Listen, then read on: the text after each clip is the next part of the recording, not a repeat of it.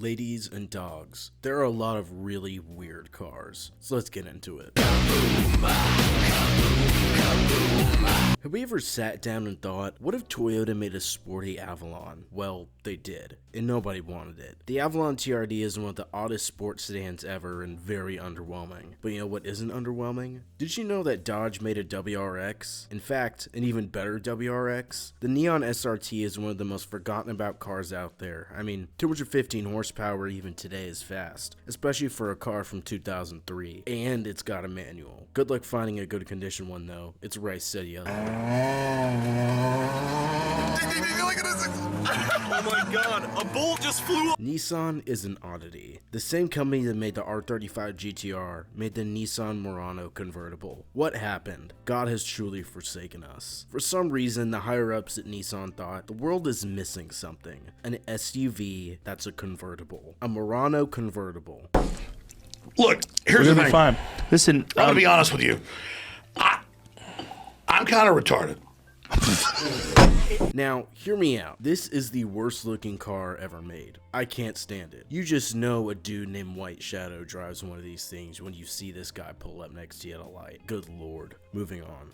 Maybe the rarest car ever, because I have never seen one of these ever. I mean, I can't even think of any show I've ever seen a Subaru SVX at, because they're garbage on wheels, but wow, they look good. If ever car is made to be lowered, then the SVX is one of them. Even SVX just sounds cool, and for such a weird offshoot car like the SVX, nobody knows about it. A better looking SC, come on. Plus, 230 horsepower from a 90s coupe is very, very nice. But a 4-speed auto is very depressing. That's like putting a CVT in a Civic. wait a minute. The i3. Back when EVs were a really big deal. When I was young, I saw ads for the i3 everywhere. What a weird foreign concept the i3 really was to me as a child. Yet, I've talked to i3 owners before, and they have nothing negative to say about the car. Like, at all. It's a pretty cool little car, to be brutally honest, because you don't see this kind of car ever anymore. Tiny EV hatchbacks are just not made, ever. Remember when the smart car was actually influential? When the smart car actually created the first EV and influenced the same design of EVs for years? Kind of hard to imagine. No, your eyes do not deceive you. This is not some weird Photoshop from 2012. Yes, this is a real car. And this is what happens when the government pushes mandates. Born out of necessity, the Cygnet was made to conform to EPA regulations. When you're a company like Aston Martin, who makes big V12s and V8s, you kinda need a car that will help offset your EPA score. This legitimately is just a Toyota or Scion IQ with an Aston Martin badge. It's like spray painting a turd gold, but it's still a dump. It's like dropping one and spraying Febreze, but there's still marks. Okay, no more poop jokes. But yes, an Aston Martin version of Toyota IQ is completely real and not from a weird dream. What? We're flying to Philadelphia! Oh, hell no! That's Oh, hell no! Do my eyes deceive me? A motorcycle company made a car? No, my eyes are as sharp as ever, and so are yours. It is very, very weird. It looks like a pickup truck for a midget, respectfully. Or more precisely, a subcompact crossover, whatever the hell that means. Combined with a 95 horsepower, 1.6 liter 4-banger, this thing weighed 2,300 pounds. I could see this car being a pretty low-key fun thing to own, like the 90s version of a slingshot. Let's be honest. For a few thousand, I'd buy it. Everyone knows the first gen of SC.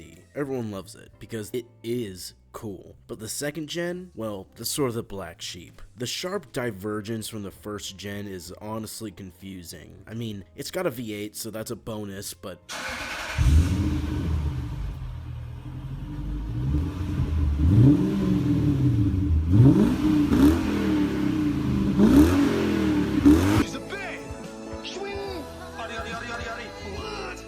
what an odd model in car history. Back when luxury coupes were a really big deal. Plus the OEM wheels are so retro that it makes this one of the weirdest models for any manufacturer ever. See, I don't just glaze Lexus. Get off of me.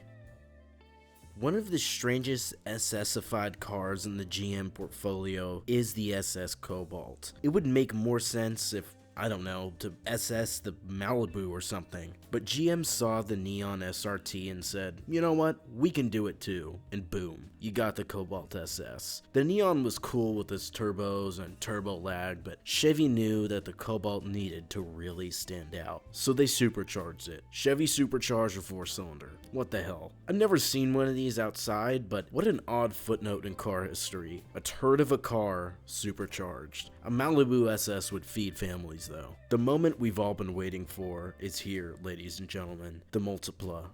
I've been running into you in my head, in between. What is there to say about the Multipla that hasn't been said about Mississippi State football? Horrid. Fiat has never seen a good looking car, and the Multipla is just a great example of that. This car is the most famously weird car in the community, so I had to fit it in here somewhere. Smell that? It's a weird, unusual smell. Huh, guess it's nothing. I gotta say, there are many, many different weird cars. I could have chosen any number of cars, but I feel like I picked some really good stuff for you guys. Dogs, thank you all for watching. Also, if you like weekly videos on cars, please subscribe. And stay tuned for the Fall of series. That'll be coming next week.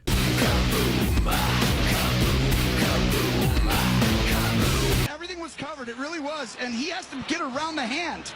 He wanted to throw, that looked a little Mahomey.